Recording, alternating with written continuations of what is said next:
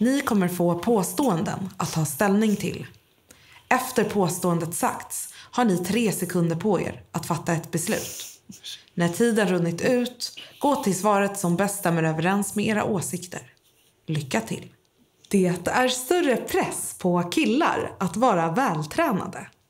3, 2, 1, gå.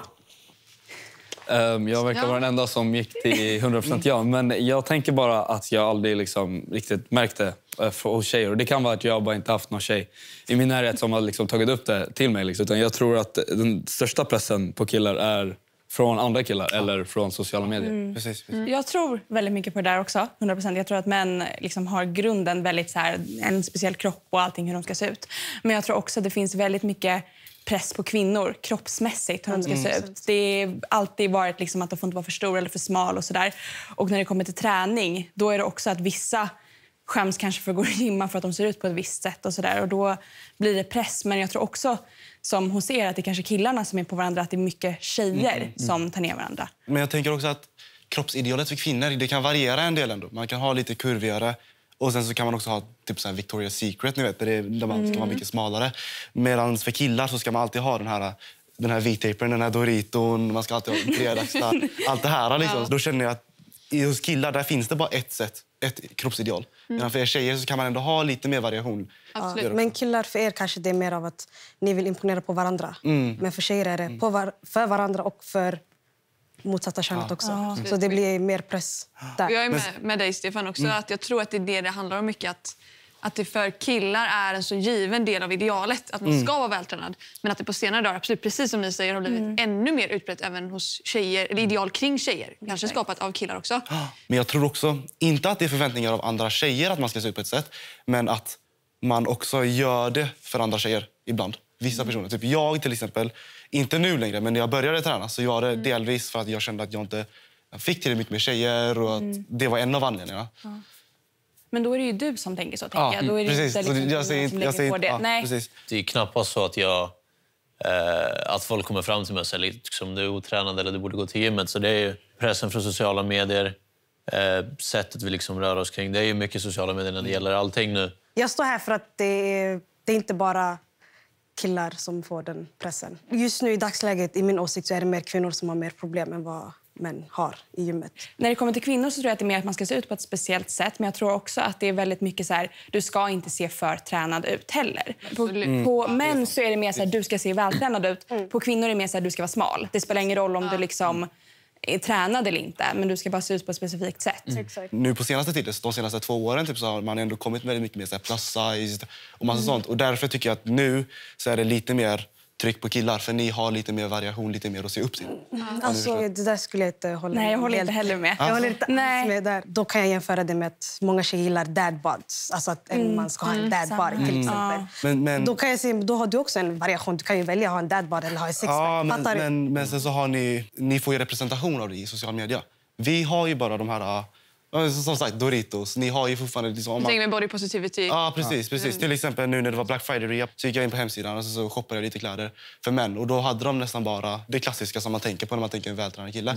Ja, när jag har kollat på så här kläder till män eller så där, då känns det som det alltid har funnits liksom ett väldigt bra liksom, size. Och om jag tänker om någon man som kanske är men större eller så där, då har det inte setts ner på samma sätt som vi kvinnor har. Och jag tänker också att om en kvinna är ser mer vältränad ut, då blir det också helt plötsligt dåligt. Så det känns som att så här, oavsett hur man ser ut, och det är också som du säger, ja det finns plus size liksom, kläder, men de har gjort för att man ska täcka kroppen. Nästa påstående. Det är alltid kul när folk lägger ut före- och efterbilder. 3, 2, 1, gå.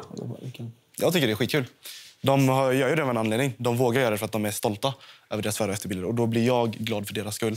Och samtidigt så får jag lite mer motivation och tänka att jag själv vill träna ännu mer. Jag får ju direkt ångest. Alltså verkligen. För att jag har tränat hela mitt liv på olika sätt. Och det känns som att jag aldrig haft den liksom, skillnaden. Förstår du? Och då känner jag så här, varför får andra det? Liksom? Och inte jag. Jag ju kanske tränar mer eller liksom alltihopa. Så att jag får ju direkt ångest. Och det beror väldigt mycket på hur man gör det. För ibland är det så här, det här gjorde jag på 3 veckor. Det är en helt annan sak. Men om det är liksom över en längre period och liksom de har gjort det på ett hälsosammare sätt, då kan man glädjas mer över det. Och jag tror att problematiken i det, som jag ser i alla fall, är att det gärna blir mycket fokus på bara utseende. Resan rent fysiskt. Liksom. För det kan ske så himla mycket styrkemässigt. Det kan vara mentalt. Det kan vara så många utvecklingspunkter som liksom inte ryms i den här Instagram-posten.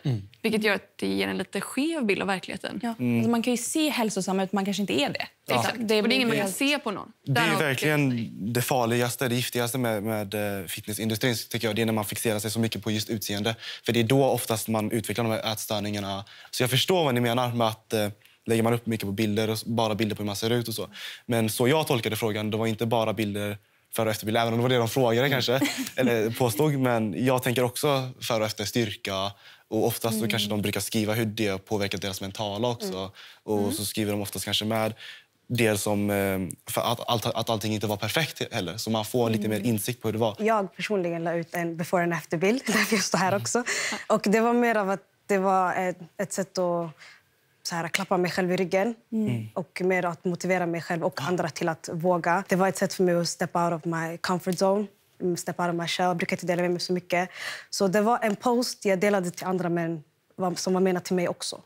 Jag hade skrivit ett inlägg också, en caption, förklarade resan. Jag håller inte med såna här posts som lägger before and after och sen har en sån här weight loss tea och bara, men det här teet gjorde så att jag gick ner. Utan då är det en annan sak. Men jag blir motiverad av att se sånt. Jag la också ut en sån bild, inte med weight loss utan weight gain. Så det kanske också spelar lite roll där. Oftast när jag ser en before och after och sen ser jag att de försöker sälja någon produkt där nere, då brukar jag bara skippa det. För att då vet man oftast att de försöker dra in de här. För de här personerna som är väldigt osäkra, har dålig självkänsla, de är mycket mer lätta att manipulera och få dem att köpa sådana. För de är mycket mer desperata. Så när jag ser sånt, då brukar jag liksom bara... Nästa påstående. Nej, igen! Jag blir irriterad när andra på gymmet vill ge mig tips. 3, 2, 1, gå. 100%. Jag tränar ganska mycket vikter, speciellt när det kommer till ben. Och jag brukar inte se andra på gymmet som kanske kör lika mycket som jag, inte för att vara så. Men då är det ofta många män som kommer fram till mig och jag säger, vet du hur den där fungerar? Vet du hur många kilon som det verkligen är på den där? Men jag ska nog visa dig hur du gör. Och jag säger, men du, jag har en väldigt bra koll på det. Och det händer varannan gång. Och det är liksom inte så här, jag kan hjälpa dig liksom. Det är så här, jag tror inte du kan göra det där. Så att, typ som att de ser ner på dig. Ja, de kommer exakt. Med liksom, och de har redan bestämt sig att du inte kan. Ja, exakt. I mitt fall har det varit liksom, varför jag står på just delvis är att det har hänt vart gången är en man eller en kille som är liksom så här jacked eller så här, som jag liksom skulle, okej, jäklar, det där är bra fysik liksom. Och så här, och om de säger det på ett okej sätt liksom, så här, vill du ha lite tips då? Och då är det så här, jättegärna liksom, så här, kör, hur hårt du vill liksom. Jag vill bli så duktig jag kan liksom, och göra så rätt Det jag kan. förstår jag. Ja, det är en helt annan sak. Och jag tror det handlar lite om vad det är för typ av tips med folk. För jag misstänker att ni har lite olika erfarenhet av det. Exakt. Det handlar mycket om att om någon kommer och ber dig, men du, ska inte jag hjälpa dig att plocka undan? Det ser lite tungt ut. Det vill man inte höra. Jag tror inte att det hjälper någon. Precis. Men jag misstänker att ni syftar lite mer på att någon säger, men du testar att göra lite sådär istället. För att få bättre kontakt. Det har ju väldigt mycket... Ja, det har ju väldigt mycket med, eller hur? Ja, exakt. Hur man levererar det. Och det är därför jag också ställer mig här. Jag trodde det här var delvis... Men, så jag personligen har aldrig haft någon som kommer fram till mig bara så unwarranted och sagt till mig. Men hade det varit någon som kom till mig och sa det och levererade på ett bra sätt, då hade jag kunnat ta det. Men jag förstår samtidigt varför du ställer det där, om den enda upplevelsen du har haft är massa män som bara kommer dit och liksom tänker att de kan rätta dig. Nej, för om någon hade kommit fram till mig sådär, då hade jag kanske ställt mig på någon av de här. Liksom. Det hade blivit en helt annan sak. Och det hade jag velat. Liksom. Man vill ju alltid bli bättre. Ja. Så som du sa, beroende på hur de ser ut och så, det hade inte jag haft... Det hade ju inte jag haft någon tanke om. Så även om de är stora, även om de är små. Alltså...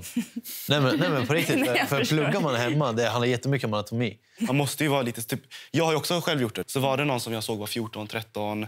Man såg att den personen var väldigt ny i teamet. Så då kommer man ju fram här och bara liksom, frågar om de är jättesäkra på övningen. Så ofta så brukar de inte vara det. Och då kan man hjälpa dem lite grann. Jag såg att personen strugglade. Så gick jag fram mer så här, som hjälp. För jag själv, när jag var ny i gymmet, jag vågade inte fråga efter hjälp. Så det var mer av en så här, hjälpande hand. Jag la det på ett sätt så att hon inte kände sig som att hon gjorde fel. Och utan vi gjorde det tillsammans istället. Det är ju skitviktigt att man gör det. Man kan inte bara komma fram och bara, du gör fel liksom. Precis. Nej, i mitt fall så har det varit flera gånger jag har sett någon så här bara, okej, den här personen behöver hjälp liksom. Det där ser inte rätt ut liksom. Nästa påstående. Jag ser ner på mig själv om jag missar ett gympass. 3, 2, 1, gå. Tidigare, alltså när jag var yngre, då kunde jag absolut se ner på mig. Eller jag var så här, nej. Och så fick jag så här, då tänkte jag på det stannade kvar där liksom, att jag hade missat ett pass. Men nu, för mig är det liksom, det är ganska orelevant. För att, som sagt, jag har liksom insett att jag ska inte bli någon proffsatlet. Jag gör det för att det är kul, för att jag uppskattar det som kommer med träningen. Nu bytte ju verkligen alla här sen. Men först min tanke var så här, att jag kan missa ett pass ibland och känna liksom att, men vad jag gör imorgon. Men ju mer jag tränar så har jag mer liksom krav på mig själv och jag har mer mål. Och då kan jag känna liksom att så här, jag har ett väldigt specifikt mål och om jag känner att så här, nu missar jag ett pass, då känner jag nu har jag tappat liksom 20 kilo på den här vikten jag tänkte göra. Liksom. Och sen när jag kommer tillbaka så är det så här, då kör jag inte ens den vikten, liksom målvikten eller så. För att jag känner att så här, men jag missade, så vad spelar det för roll? Jag har liksom, alla mina muskler har försvunnit ändå. Även fast det bara kanske har gått liksom en dag. Jag skulle vilja säga att jag identifierar mig ganska mycket med min tränade kropp. Om ni förstår vad jag menar. Så att när jag inte tränar känns det som att jag nästan går mot en mindre tränad kropp. Att det, liksom, det låter ju kanske konstigt, men, men att det är lite den känslan. Så därav kan man väl känna att om jag har missat, kanske inte nödvändigtvis ett pass, men att det har blivit en lägre intensitet liksom, de senaste veckorna, så känns det liksom, det känns inte helt bra. Liksom. Jag har ju också mål inom träning. Speciellt nu de senaste 2 månaderna. Jag har haft en helt annat sätt jag kollar på träningen. Jag blir mycket mer metodisk, planerar framåt. Och då känner jag att missar jag ett pass, för du vet, som människor så är det är vårt ansvar att dra till gymmet. Det är ingen annan som tvingar oss till gymmet. Och då känner jag att skippar jag ett pass för att jag är lat eller för att jag har somnat eller någonting, då känner jag att jag inte tog ansvar och därför ser jag ner på mig själv. Samtidigt så händer det ibland där jag vet att jag måste vila och då tar jag de vilodagarna. Då ser jag inte ner på mig själv, för då vet jag att i slutändan så hjälper det mig framåt målet. Förr så såg jag ner på mig. 2 år sedan ungefär så gick jag igenom en sån här weight loss journey. Innan det så tränade jag inte alls, så det var typ i början.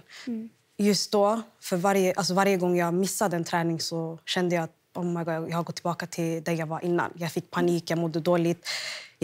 Det var då jag övertränade också. För jag trodde att ju mer jag tränade, desto fortare kommer det gå att jag går ner i vikt. Mitt mål var bara gå ner i vikt, and that's it. Nu idag, med en mer hälsosammare syn på träning och hälsa, så trampar jag inte ner på mig själv längre. Om inte jag går och det har kommit något annat i vägen, but that's life. Så jag ser delvis ner på mig själv just för att jag är så pass lat, så jag kommer vara med skitsamma. Jag löser det imorgon, samma sak nästa dag. Så blir det liksom så här. Så kommer jag in till den punkten du sa, då kommer man tillbaka till gymmet och bänkar man inte samma siffror som man gjorde innan. Så blir det så här. Och då ser man ner på sig. Då ställer man sig där istället. Liksom. Fuck, jag borde gå på det. Det här med siffror, jag tänkte bara, alltså jag skadade mig i somras, skadade jag ner i ryggen. Och då efter att jag skadade mig så insåg jag att jag vill bara vara hälsosam. Jag vill, alltså, man gör sina egna mål. Nu vill jag bara bli starkare, liksom, så här, det är mitt mål. Men när jag gick från där, alltså, nummerfixeringen till att liksom verkligen bara vilja liksom bli så bra jag kan. Alltså, det blev en stor skillnad för mig personligen. Nästa påstående. Det är respektlöst att ragga på gymmet. 3, 2, 1, gå. Alltså, Jag tänker så här att bara direkt, hade någon raggat på mig på gymmet skulle jag inte tycka det var respektlöst. Så det är därför jag ställer mig. Men jag skulle nog aldrig göra det själv, för att jag känner så här att man vill inte störa någon. Liksom. Även fast man kanske har tänkt på det, bara shit, alltså, hon var fett söt, jag skulle vilja ha hennes nummer. Men hon kom hit för att träna och kom inte hit för att liksom, snacka med killar eller någonting. Så då vill inte jag gå mind their business, eller be up in their business. Liksom. Jag har exakt samma anledning egentligen. Jag hade inte heller brytt mig om någon person som kom fram och försökte ragga på mig. Men jag skulle aldrig någonsin kunna se mig själv gå fram till någon annan. Då blir det respektlöst. Om de går fram till mig, då ser jag det. Då är det okej. Men går jag fram till någon annan, då ser jag det som respektlöst. Nej, men jag skulle nog säga att, precis lite som ni var inne på, att folk är där för att träna. Och att gå fram till någon, avbryta dem och liksom, utan att de egentligen uttryckt att de vill ha någonting med det att göra, komma och ta deras tid. Men jag skulle ändå vilja påstå att det är respektlöst att bara ta sig friheten till att göra det just där, när man är på gymmet. Helt annan grej utanför gymmet. Men just i gymmet. Man kan kontakta på Instagram kanske. Eller... Men alltså, jag tror det beror helt på hur man gör det också. Absolut. För att det beror verkligen på om man ger komplimanger på kanske något lite så här obehagligt sätt, speciellt på gymmet och sådär. Men sen, det tänkte jag inte på innan, men det beror ju väldigt på tänk på tid och plats, man är inte där för det och sådär. Men samtidigt känner jag det som vilken plats som helst. Alltså alla har alltid folk eller saker att göra liksom. Så, lite så. Men jag tror liksom inte heller man ska göra det direkt. Utan man kanske ska börja prata lite om andra saker eller fråga lite mer om gymmet. Jag tycker bara allmänt att störa en person som är mitt uppe i en grej är respektlöst. Om jag håller på och tränar just nu så kommer någon fram till mig och avbryter. Till exempel mitt sista set när jag är helt inne.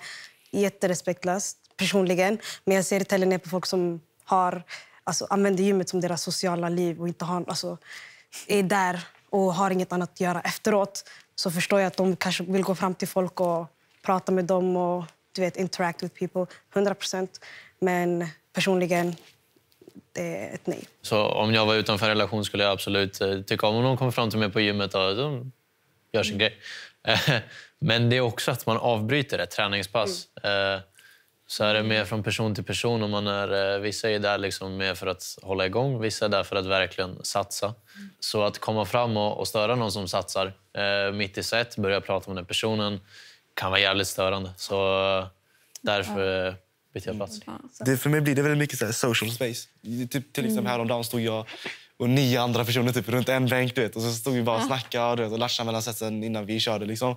Och då tycker jag det är okej, för jag tycker det är väldigt, man ser ju liksom att vi inte bara är där för att träna. Men visst är det en annan grej när man snackar, tänker jag. Men det är ju jättekul att snacka med folk på gymmet. Jag hade inte brytt mig som vi sa om de kom fram till mig, men jag vill inte att de kommer fram till mig. Det var alla påståenden. Tack för ert deltagande.